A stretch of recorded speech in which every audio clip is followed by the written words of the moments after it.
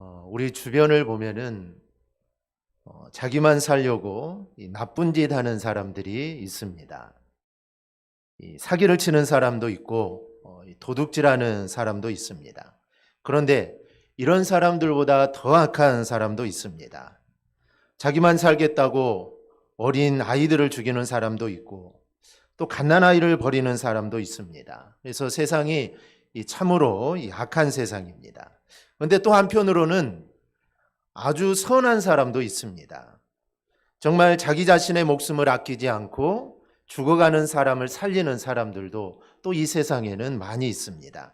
지난 2005년 1월에 히말라야 에베레스트 남서쪽 10km 지점 이 촐라체봉을 등반하던 이 당시 34대의 등반과 박정은 씨와 25세의 최강식 씨는 등반 도중에 이 농근 얼음 사이로 발을 헛디뎌서 50m의 빙하 틈으로 빨려 들어가고 말게 됩니다. 잠시 정신을 잃고 있다가 정신을 차렸는데 이 박정현 씨의 귀에 외마디로 살려주이소 형님이라는 이 소리가 들리게 됩니다.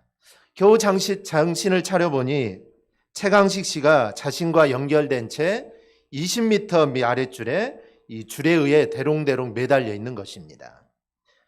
박 씨 자신도 이 추락 때문에 이미 갈비뼈가 부러져 있었고 이 떨어진 최 씨는 떨어지면서 빙벽에 부딪혀서 다리뼈가 부러진 채 이 줄에 매달려 있는 겁니다.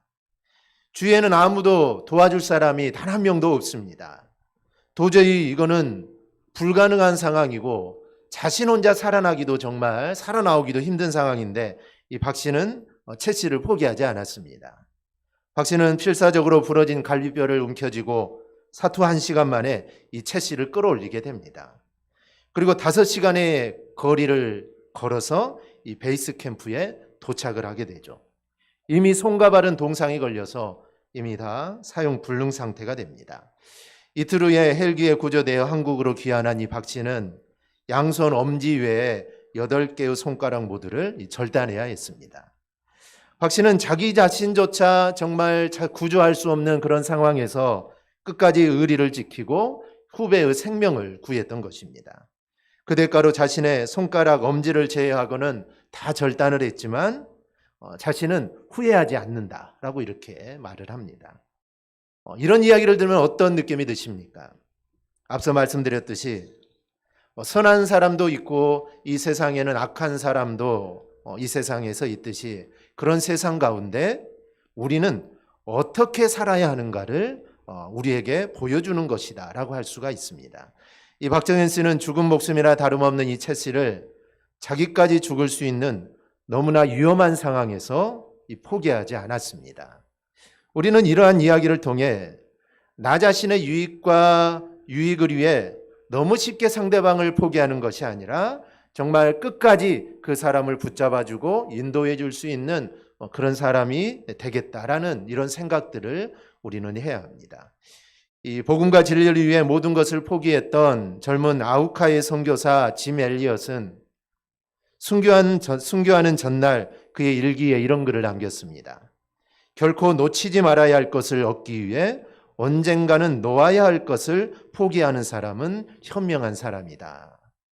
또 로마 순교사 중에 이 순교자 마르셀루스의 이야기를 보면 이런 이야기가 있습니다. 이 투사의 영웅 마세르가 호랑이와 사자와 대결을 하여 승리를 하게 됩니다. 호랑이와 사자와 이겨서 승리했더니 이번에는 아프리카인 투사와 이 대결을 하라고 합니다. 서로 죽이라는 것이죠.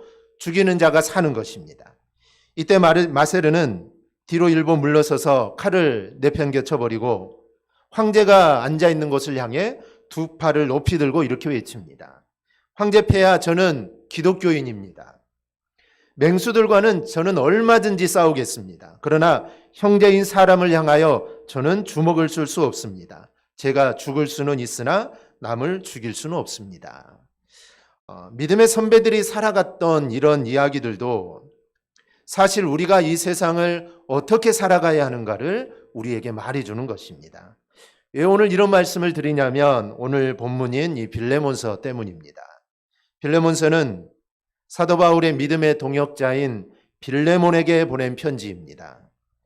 빌레몬에게는 오네시모라는 종이 있었는데 그만 이 사람이 빌레몬의 돈을 훔쳐 로마로 도망을 가버립니다. 그런데 오네시모가 로마에서 바울이 전하는 복음을 듣고 그가 회심을 하게 되죠.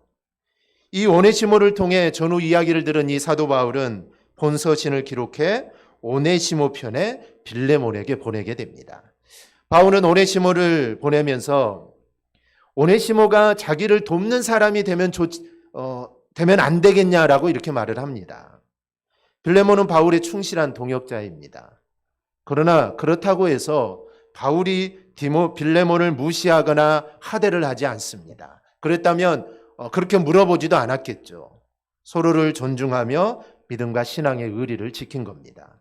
그것은 우리 믿음의 성도들이 서로가 서로에게 어떤 관계를 맺고 살아가야 하는가를 우리에게 또 보여줍니다.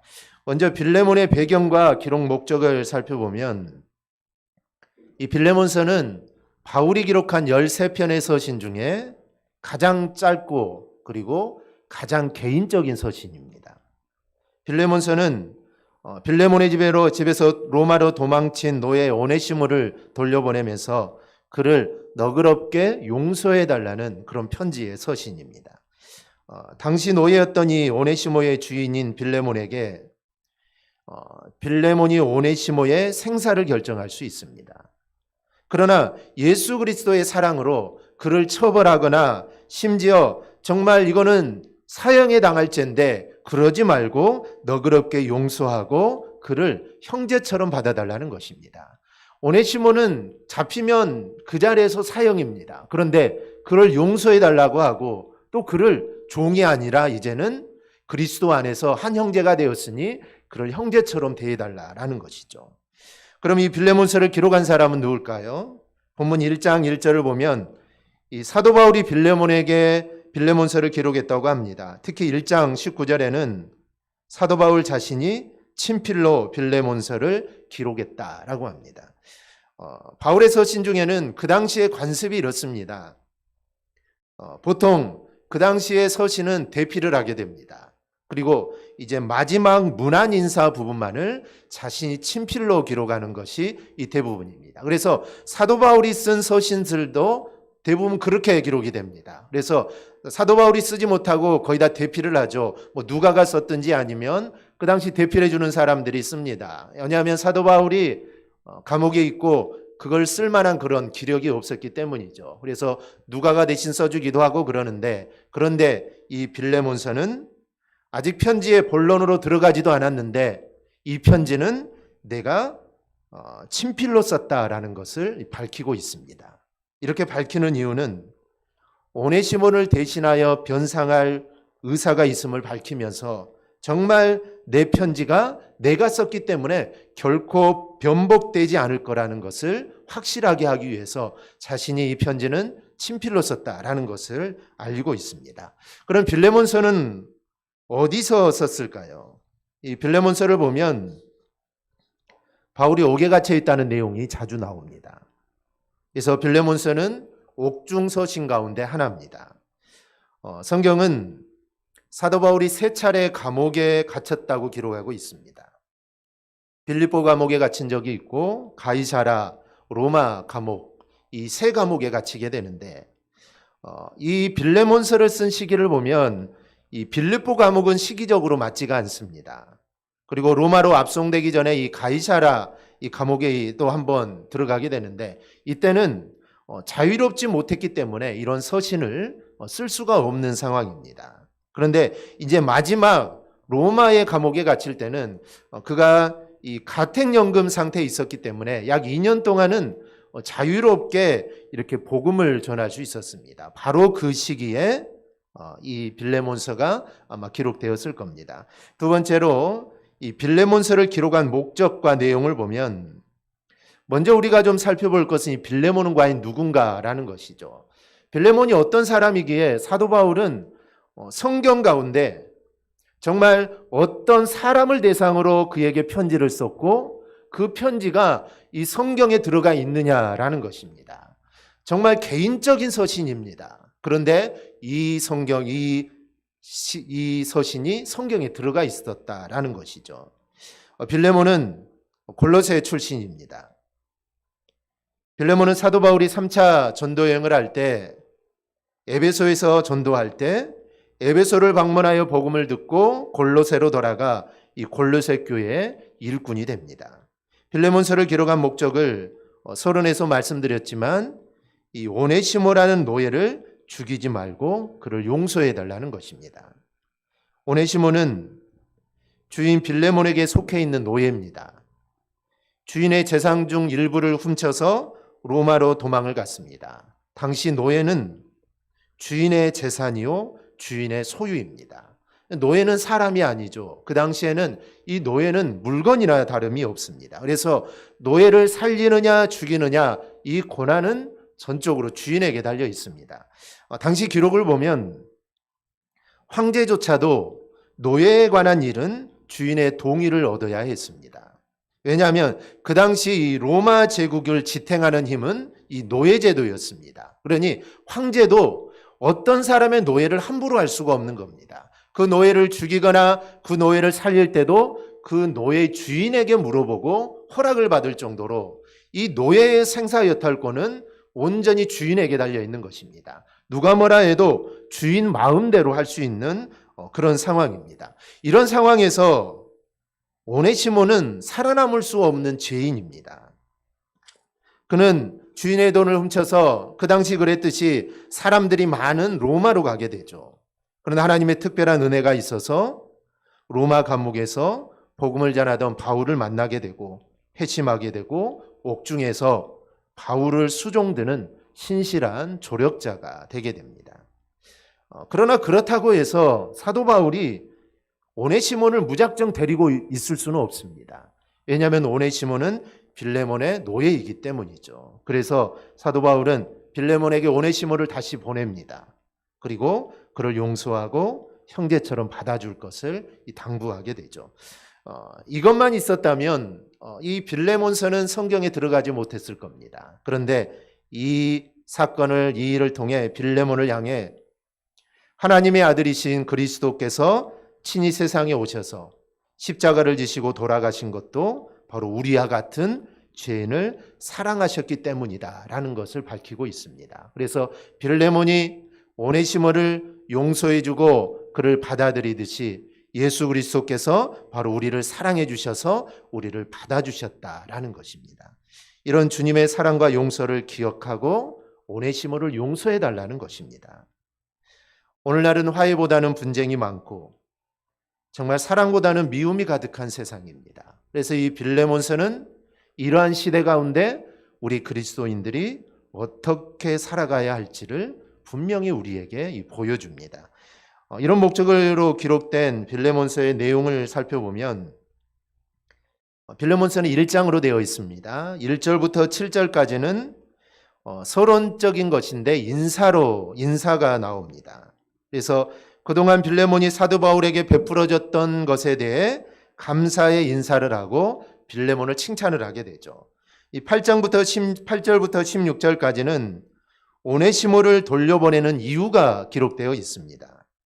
그가 오네시모가 복음을 듣고 회심했기 때문에 이 오네시모가 이제 자신의 일을 도와주면서 함께 있으면 안 되겠느냐라는 것입니다. 그리고 17절에서 25절은 빌레몬에게 오네시모의 죄를 용서해 달라는 것이죠. 그래서 앞으로는 이제는 노예처럼 대하지 말고 형제처럼 대해달라는 것입니다. 그러면서 자신이 빌레몬이 목회하는 지역을 내가 방문하고 싶다라는 그 소망을 남기게 됩니다.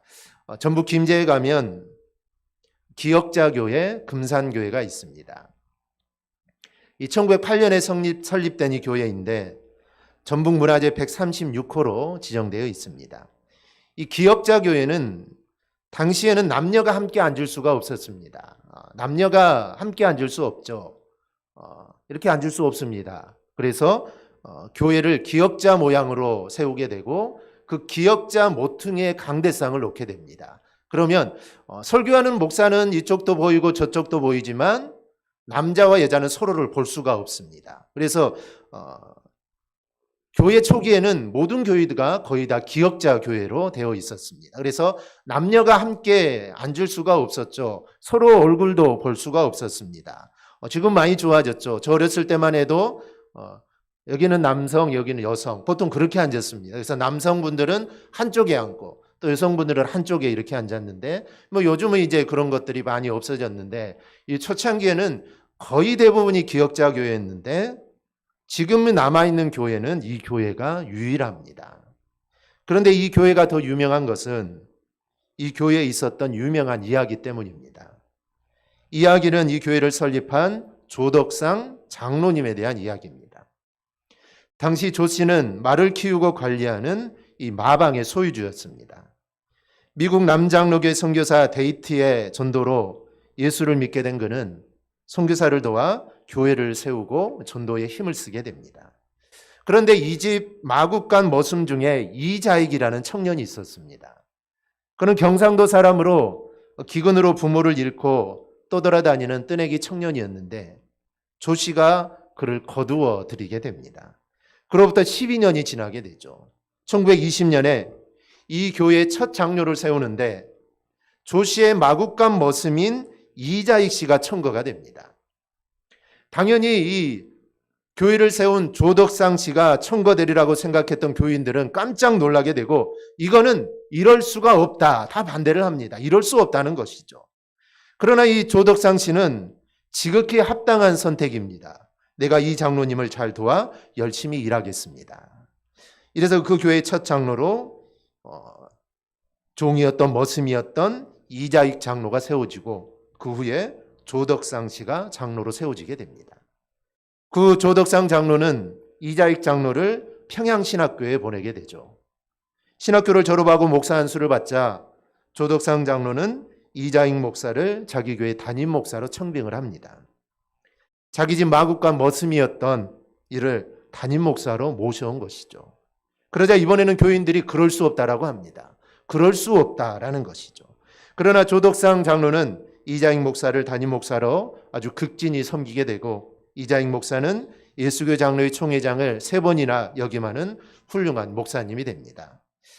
자기 집 마국간 머슴을 자기보다 먼저 장로로 세우고 그 머슴을 신학교에 보내서 목사를 만들고 그 목사를 자기 교회 담임 목사로 모셔서 극진히 섬겼습니다. 정말 훌륭한 장로님이죠. 성도는 이래야 합니다. 바로 이게 믿음이고 바로 이게 이 교회라는 것입니다. 시대가 약해져 가고 대접만 받으려는 이때에 교회는 그 본질을 절대로 잊어서는 안 됩니다. 사도 바울은 본문에서 이렇게 말합니다. 나는 기도할 때마다 그대를 생각하며 언제나 내 하나님께 감사하고 있습니다. 그것은 그대가 주 예수님을 굳게 믿고 모든 성도들을 사랑한다는 말을 내가 듣고 있기 때문입니다. 그대는 믿음의 교제를 함으로써 우리가 그리스도 안에서 가진 모든 선한 것을 충분히 이해하기를 기도합니다. 형제여, 나는 그대가 베푼 사랑으로 성도들이 용기를 얻게 되었다는 말을 듣고 큰 기쁨과 위로를 받았습니다. 즉 빌레몬을 향해 감사와 칭찬을 하고 있는 것입니다. 이렇게 서로 감사하고 칭찬하는 것이 바로 성도의 모습이고 바로 교회의 이 모습입니다. 저는 오늘 빌레몬서를 통해서 성도된 우리가 어떤 말을 하고 또 어떤 행동을 하고 또 서로를 어떻게 대해야 되는지 우리가 분명한 교훈을 받기를 저는 원합니다. 사도 바울과 빌레몬 이 두 사이는 어찌 보면 사도 바울이 빌레몬에게 복음을 전해준 것이고 그로 인해 빌레몬이 복음을 받아들이고 하나님의 백성이 된 것입니다. 하지만 이 둘은 서로를 존중하고 서로를 존경하고 그런 관계를 맺고 있었습니다. 이게 바로 우리 성도들 사이에 우리가 가져야 할 그런 모습입니다. 우리가 친하기도 하고 가깝기도 하지만 우리가 그것을 넘어서 우리는 하나님 안에서 한 형제요 자매요 우리는 한 성도입니다. 그래서 서로가 서로를 우리가 어떻게 대하고 또 어떤 말을 하고 어떤 행동을 하고 우리가 그것을 오늘 빌레몬서를 통해 우리가 잘 깨달을 수 있기를 바랍니다. 그래서 우리 교회가 정말 그리스도의 사랑을 실천하는 그런 소문난 교회가 되기를 주님의 이름으로 축원합니다. 아멘. 기도하겠습니다.